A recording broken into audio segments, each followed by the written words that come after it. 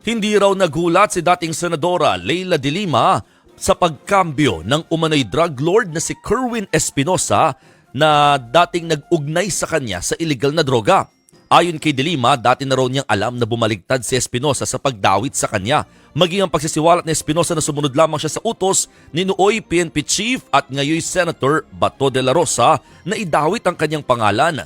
Narinig na raw noon ni de Lima pero ngayon lang daw naisa publiko. Sa pagdinig ng House Squad Committee noong Biyernes, inamin ni Espinosa, nagawa-gawa lang niya ang kanyang testimonya. Nagsorry din siya sa dating senadora. Pinag-aaralan na raw ng kampo ni de Lima ang mga kasong isasampa laban sa mga nagdiin sa kanya noon sa mga kaso kaugnay sa illegal na droga. Matatandang ibinasura ng korte ang lahat ng kasong may kinalaman sa droga na isinampa laban kay de Lima na 7 taong nakulong.